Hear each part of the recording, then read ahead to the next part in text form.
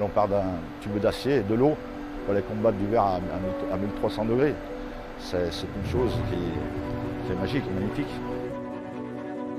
Alors, la verrerie de Saint-Just existe depuis 1826. Elle a été créée par ordonnance royale et elle est située à Saint-Just-Saint-Rambert dans la Loire.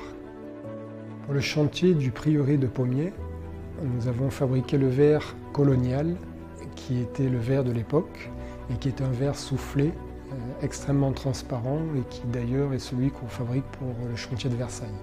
Tout ce qu'on fabrique ici, on sait que ça finit sur les plus beaux monuments historiques. C'est un plaisir de pouvoir travailler la matière. Et d'un grain de sable, déjà pour qu'il y ait une feuille de verre, il va lui falloir 18 heures de fusion et autant de temps de travail. Dans ces 18 heures-là, ça représente le métier de 9 personnes. De plus qu'une équipe, les uns sans les autres, on ne pourrait pas travailler. Nous avons tous besoin du savoir des uns et des autres. Donc le principe de notre métier, c'est qu'il y a un cueilleur et un souffleur. Le cueilleur va récupérer une masse de verre en 4 fois dans le four qui se situe derrière moi. Une fois qu'il a fini cette étape, je récupère le cueillage et moi en tant que souffleur, je dois former comme une bonbonne, ce qui est une boule. Une fois cette étape effectuée, on doit faire l'ouverture du manchon en bout. On amène notre cul de manchon sur un chalumeau qui fait un point chaud. À force d'aller-retour, on fait l'ouverture du manchon. Une fois le manchon ouvert, on doit passer à l'étape de détacher le manchon. Pour détacher le manchon, on utilise un pic qui est froid. Le manchon étant chaud, on fait un point de glaçage sur le manchon, ce qui permet de détacher le manchon. Il nous reste toujours une petite partie de verre qu'on ne veut pas pour la suite. On fait un fil avec un morceau de verre.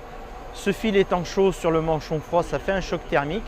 Et après, avec notre pince qui est froide, on repasse sur l'endroit où on a fait notre fil et tout se détache, ce qui nous fait un manchon régulier et cylindrique le plus possible.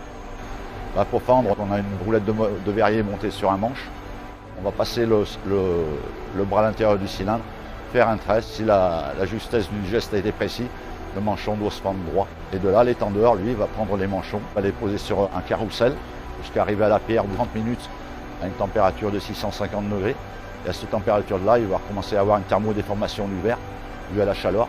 On va pouvoir commencer à dérouler la pièce de verre. On va prendre un peu d'histoire et on va venir patiner la surface du verre de façon à rendre la feuille plane. Là, une fois que ce manchon est étendu, il va partir sur une arche de recuisson, ce qui va arriver à obtenir environ 1 heure après une feuille qui a été recuite et aux dimensions qui a été voulues par les verriers.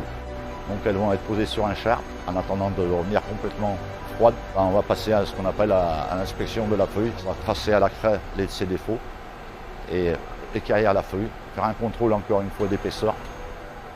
Tous les jours, à chaque instant, on s'adapte à la matière. Là, ça fait 28 ans que je bosse ici, mais en fait, le verre, je sais le travailler, mais j'en apprends tous les jours. En fait, quand on attaque les matins, j'ouvre un four, c'est toujours une surprise pour moi. C'est difficile à expliquer, mais c'est tout un travail de ressenti. C'est pas visuel d'aller chercher le geste parfait. Un verrier va faire 53 pièces, on sait que 53 pièces, c'est 53 pièces différentes.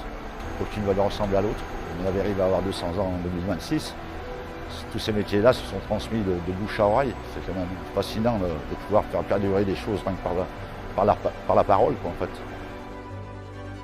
On a su combiner tradition et innovation en associant à nos verres historiques des fonctions techniques comme l'amélioration énergétique, l'affaiblissement acoustique ou les verres sécurité. On participe à notre niveau à poursuivre la préservation des monuments historiques français. On essaye d'apporter notre verre à l'édifice.